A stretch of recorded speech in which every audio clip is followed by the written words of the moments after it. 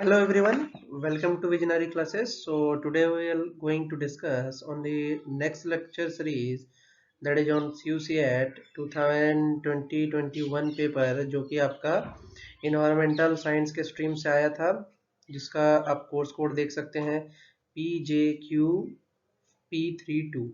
ठीक है। अब बहुत से बच्चों ने पूछा कि सर ये जो CUCET है वो एग्जाम्स कहाँ से आ रहा है। ठीक है। और इसका जो यूनिवर्सिटीज़ होता है वो कहाँ का एडमिशन हो सकता है। तो मैं ये बता देना चाहता हूँ कि आपको अगर एडमिशन चाहिए CUCET में तो आप जा सकते हैं कश्मीर। बहुत सारे ऐसे सेंट्रल यूनिवर्सिटीज़ हैं जो कि एक एक स्टेट को डिफाइन किया गया है। So central university of Kashmir में आपका पहला इन्वायरमेंटल साइंस है, दूसरा है south Bihar. Okay, then there is Punjab, fourth is Haryana,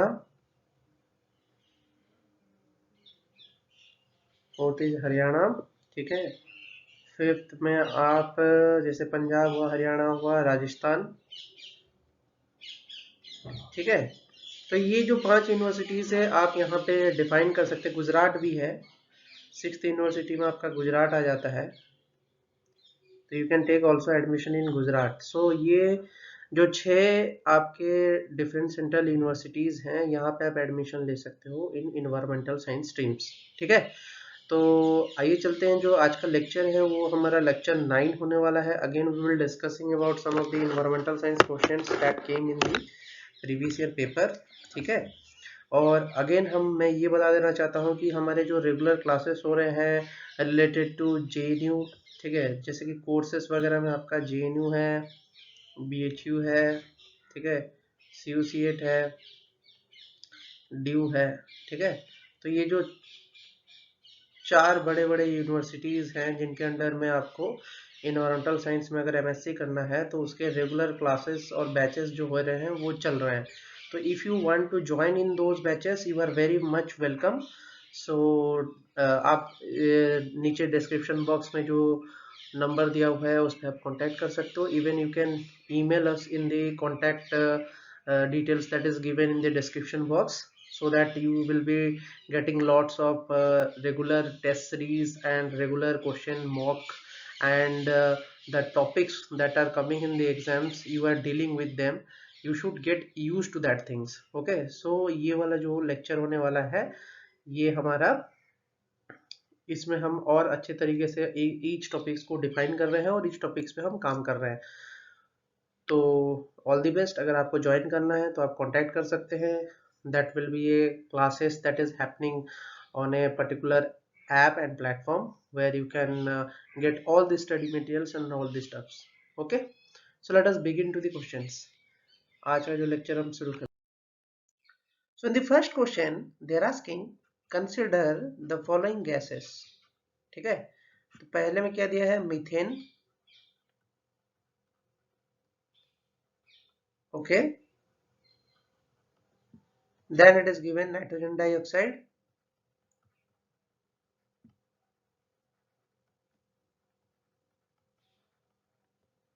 then it is given ammonia, then it is given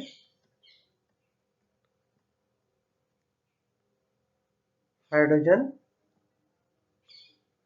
sulfide। Okay, good. तो इसमें उसने पूछा है कि which among the above gases would be released in an anaerobic processes। ये question है। तो इसमें अगर आप बात करते हैं तो हम अगर जानते हैं एनारोबिक डाइजेशन के बारे में, तो in anaerobic digestion what happens, it is a chemical process in which organic matters is broken down by microorganisms in the absence of O2। मतलब ऑक्सीजन के एब्सेंस में, ऑक्सीजन के एब्सेंस में अगर आप ब्रोक कर रहे हो, ठीक है, तो वहां पे क्या होता है कि आपका एनारोबिक डाइजेशन होता है, which results in the generation of CO2 and CH4. Okay, तो CH2 CH4 को जनरेट करता है। तो गैसेस कौन कौन से होते हैं? Gases such as CH4, NH3, hydrogen sulphide जो होता है ये बेसिकली रिलीज होता है ड्यूरिंग दिस प्रोसेस। ठीक है, यहाँ पे जो NO2 है ये एक तरीके से ऑक्सीजन के प्रेजेंस में बनता है। नाइट्रोजन डाइऑक्साइड जो होता है वो ऑक्सीजन के प्रेजेंस में बनता है, not in the absence. Okay, तो ये आंसर इनमें नहीं आएगा। तो आपका आंसर क्या होगा? A,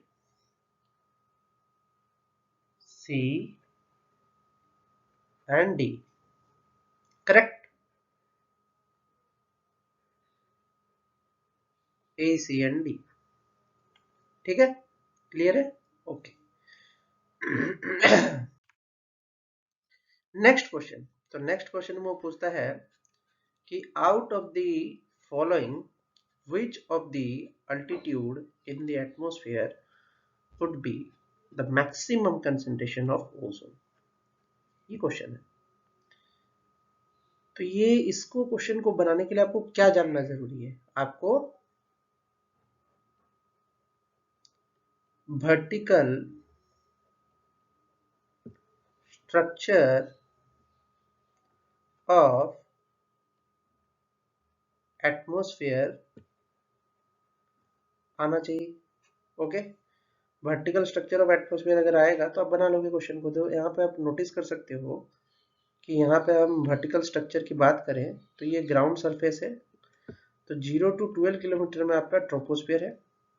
ठीक है, देन 12 to 50 किलोमीटर में आपका क्या है? स्ट्रेटोस्फियर है। Okay, and this stratosphere has a layer that is called ozone, that is 20 to 30 kilometre. अब मैं ओजोन लेयर की खासियत की अगर बात करूं, ozone layer protects from UVC and UVB। ठीक है, तो ये दोनों जो यूवी हैं इनसे प्रोटेक्ट करता है। अल्ट्रावायलेट रेडिएशन क्या कर सकता है? अल्ट्रावायलेट रेडिएशन स्किन डिजीजेस कर सकता है। It can produce skin diseases. ठीक है, तो UVC एंड UVB से बचने के लिए आपको ओजोन लेयर की जरूरत पड़ती है। ठीक है, और ओजोन को कैसे मेजर किया जाता है? Ozone is measured in Dobson units. Okay, जिसको हम DTU भी बोलते हैं। ओके, और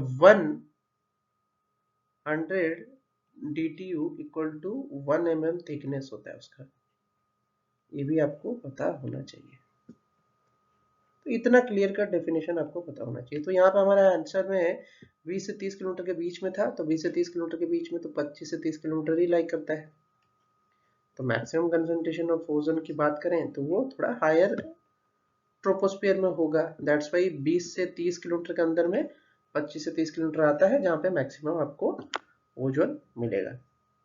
क्लियर है ये क्वेश्चन? अगेन आप बाकी सब लाइंस भी देख सकते हो, बाकी सब चीजें भी आप पढ़ सकते हो। ठीक है, यहाँ पे आप एक्सोबेस के बारे में पढ़ो, कार्बन लाइन के बारे में पढ़ो, ये सब आप पढ़ सकते हो खुद से। ठीक है, वर्टिकल स्ट्रक्चर ऑफ एटमॉस्फेयर हमारे दूसरे प्लेलिस्ट में मौजूद है, जो कि UGC नेट JRF का प्लेलिस्ट है। वहां पे आप देख सकते हो स्ट्रक्चर ऑफ एटमॉस्फेयर का जो प्लेलिस्ट है। There you can find this kind of things. Okay, let's next question is asking कि Rubisco is an enzyme that catalyzes which among the following? Question पूछा है, उसमें कुछ ऑप्शंस दिए हैं। ठीक है, तो अगर ऑप्शंस दिए हैं उसमें D carboxylation, carboxylation, deoxygenation and oxygenation की बात की है। जब तक इन टर्म्स के मीनिंग नहीं पता होगे यू कैन नॉट आंसर। तो पहला टर्म अगर बोले तो ये क्या बोलता है? Chemical reaction that removes A carboxylic group and release CO2।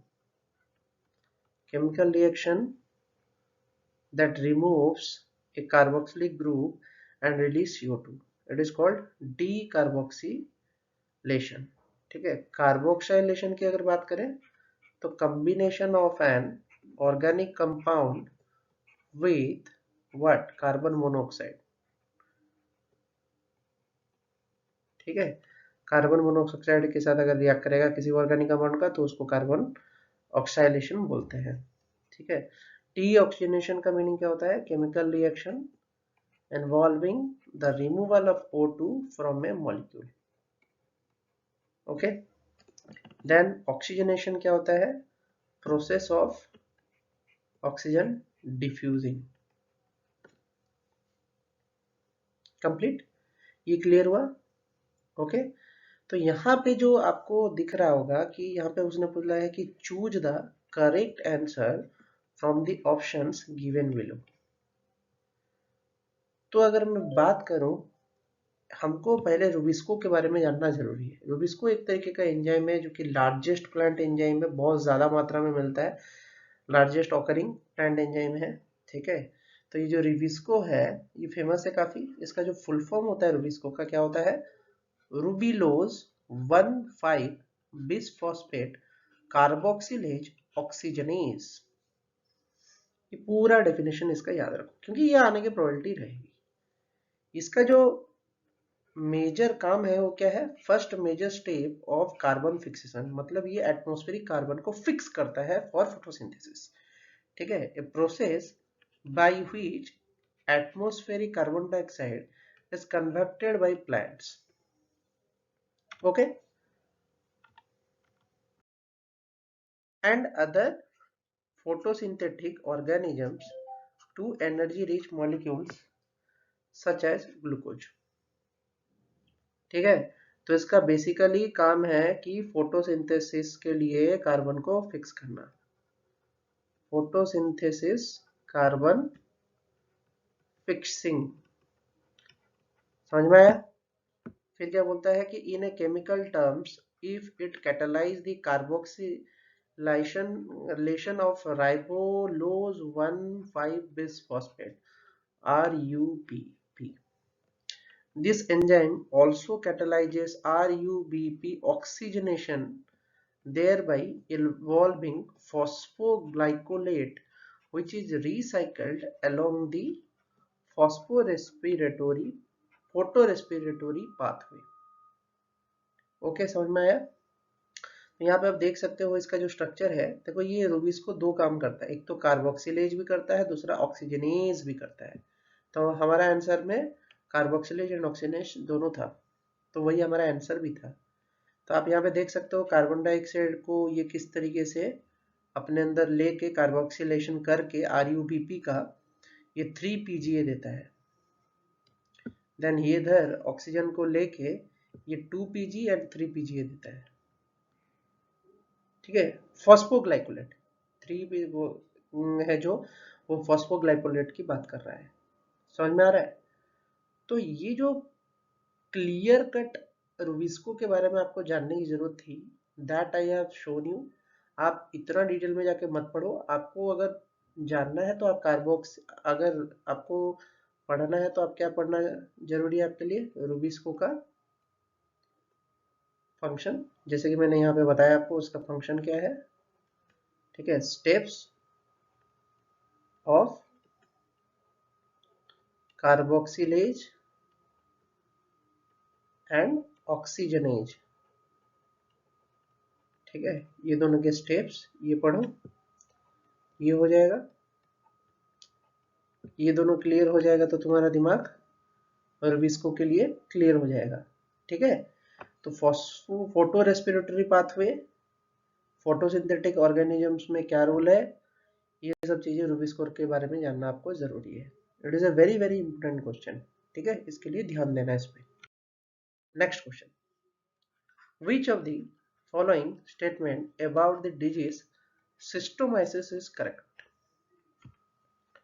तो ये बेसिकली एक डिजीज है। अगर आपको डिजीज का नाम नहीं पता है तो आप इसका आंसर नहीं बना सकते।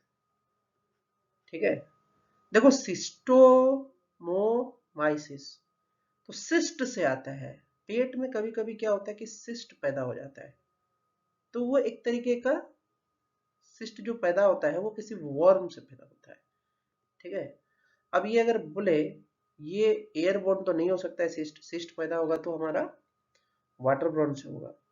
तो एयरबोर्न के जो वायरस है काट दो आप, बैक्टीरिया जो है काट दो, वाटरबोर्न के जो बैक्टीरिया है उसको भी काटो। ये एक तरीके से वर्म होता है जो कि एक पैरासिटिक वर्म होता है।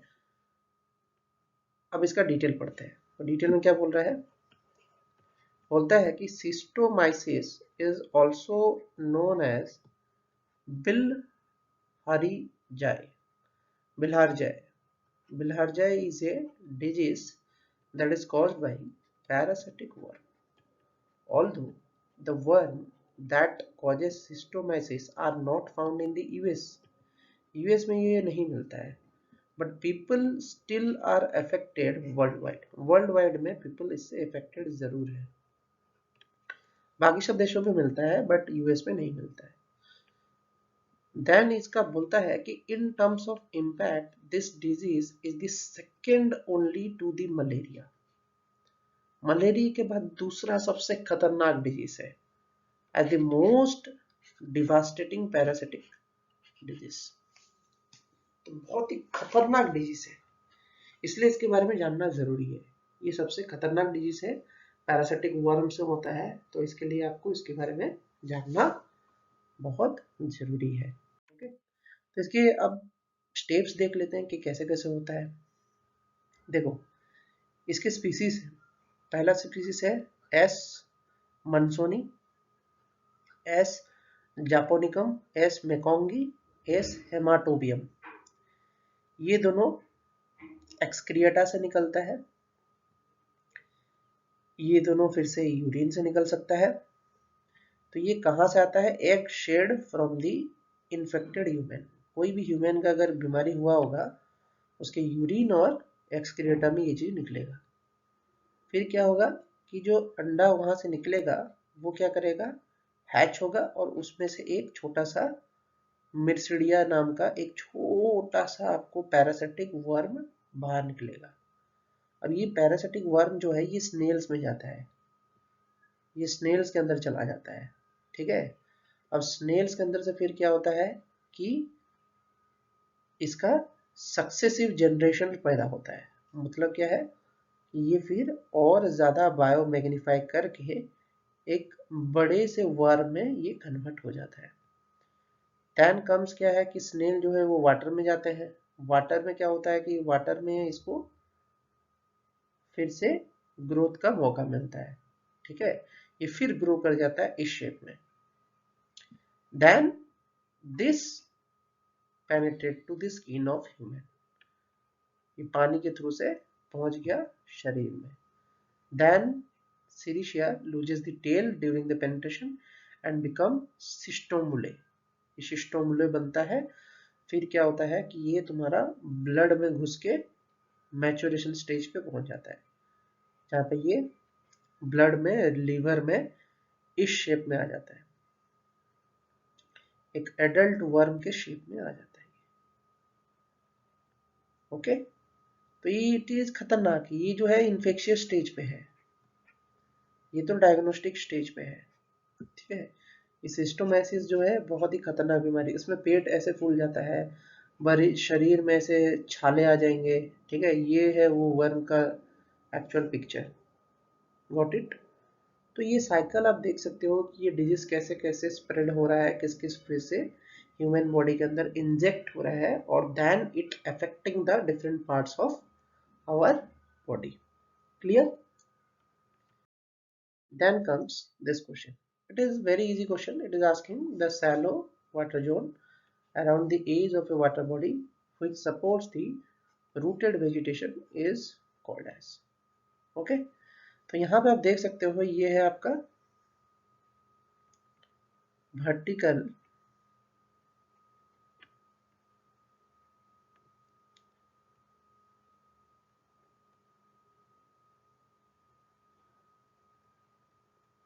vertical distribution of ocean. Vertical distribution of ocean आप देख सकते हो। इसमें देखो यहाँ पे दिया है intertidal zone, littoral zone, archibenthic, bathybenthic, abyssobenthic, hadobenthic. Okay, यहाँ पे आप जो ये लिटरल जोन देख रहे हो, अब यहाँ लिटरल जोन को ऑब्जर्व करो। एक ऐसा जोन है जो कि इंटरटाइडल होता है। सबसे पहली बात कि यहाँ पे लो टाइड और हाई टाइड दोनों दिखते हैं, दिस इज इंटरटाइडल जोन। और दूसरा चीज क्या है कि ये जोन में आप ऑब्जर्व करो तो आपको क्या दिखेगा, प्लांट्स दिखेंगे, रूट्स दिखेंगे, दिस इज वेरी इंपॉर्टेंट। तो जो आपको रूटेड वेजिटेशंस की बात चल रही थी वो किस जोन में दिखेगा, लिटोरल जोन में दिखेगा। क्लियर है? Okay, then comes limnetic zone. Limnetic zone actually में लेक में होता है, तो ये क्या होता है, ओपन जोन। जो ओपन जोन होता है इसको हम लिम्नेटिक जोन बोलते हैं।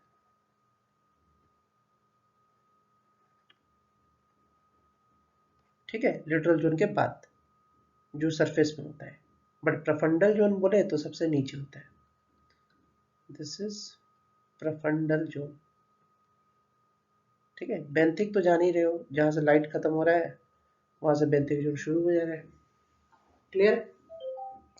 Okay, so this is very good. तो ये क्वेश्चन का आंसर भी आपको आ रहा है। तो ये वर्टिकल डिस्ट्रीब्यूशन ऑफ ओशन और वर्टिकल डिस्ट्रीब्यूशन ओशन और वाटर बॉडीज की बात करें तो यहाँ पे लेक भी हो सकता है। वाटर जोन्स की बात कर रहा है, सेलो वाटर जोन्स की, तो लेक भी ले सकते हो। तो क्लियर है, ये क्वेश्चन में आपको डाउट नहीं होना चाहिए। तो नेक्स्ट क्वेश्चन जो पूछ रहा है ये डायरेक्ट पूछ रहा है आपका बॉक्साइट डिपॉजिट से। Which of the following Indian state is richest in the bauxite reserve and resources. ठीक है, तो ये जो अगर हम बात करते हैं यहाँ पे इसने बोला कि डिपॉजिट ऑफ बॉक्साइट्स इन इंडिया, तो इसके लिए भाई सिंपल सा है, इसमें कुछ कर नहीं सकते, उसमें तुमको मैप जानने की जरूरत है। सबसे ज्यादा आपको अगर कहीं डिपॉजिट्स दिख रहा है तो वो है उड़ीसा जो कि 53% है, then Andhra 16%, then Gujarat 8, then Jharkhand 5, then MP Chhattisgarh Maharashtra में 4% है। तो these are the bauxite reserves in the India. However, since they are located heavily forested areas में ही मिलता है, inhabited by indigenous people, mining has been unable to start in these regions. तो उड़ीसा एक state है जहाँ पे काफी हद तक तुम्हारा हेविली फॉरेस्टेड एरियाज भी मौजूद है। ठीक है, तो वहाँ पे ये सब पाया जाना बहुत आम सी बात है। और ये उड़ीसा का जो रीजन है, सिंगभूम बेल्ट से जो जुड़ा हुआ रीजन है, वहाँ पे ये डिपॉजिट्स भर भर के मिलता है। तो ये तो मैप बेस्ड क्वेश्चन है, तो इसमें तो कुछ बोलने वाली बात ही नहीं है, this is a clear cut question from the geography. ठीक है, ओर्स एंड माइनिंग ये सब चीजें जो है ये तो ज्योग्राफी के क्वेश्चन है। तो इसी तरीके से कुछ मिनरल डिपॉजिट्स के आप पढ़ लेना। ठीक है, मिनरल डिपॉजिट्स के बारे में आप पढ़ो जो कि इकोनॉमी है, जैसे कि आपका गोल्ड हुआ, आयरन हुआ। ठीक है, गोल्ड, बॉक्साइट में तो एल्यूमिनियम आ जाएगा, एल्यूमिनियम का और है, तो गोल्ड हुआ, आयरन हुआ, आपका कॉपर हुआ। ठीक है, इन सब डिपॉजिट्स के बारे में थोड़ा पढ़ लो, क्योंकि यू नेवर नो किस तरीके के क्वेश्चंस आ सकते हैं, and you don't want to miss the opportunity, that's why you need to focus on these things. ठीक है, तो इसी तरीके से हम सीयूसेट का जो पूरा पेपर है हम फिनिश कर देंगे कुछ ही दिनों में। But again I am telling, जिनको जेनू या ड्यू या बीएचयू या आपका सीयूसीएट के पेपर की तैयारी करनी है, ठीक है, वो सारे स्टूडेंट्स आप सबको यही बोलना चाहते हैं कि आप सब हमारे एमएससी के जो एंट्रेंस एग्जाम के बैचेस चल रहे हैं वहाँ पे आप ज्वाइन कर सकते हैं, और डिस्क्रिप्शन बॉक्स में आपका ईमेल एंड आपको जो व्हाट्सअप है वो आपको मिल जाएगा। ठीक है, and please share subscribe this channel, and all the best for the upcoming exams. Okay, have a nice day.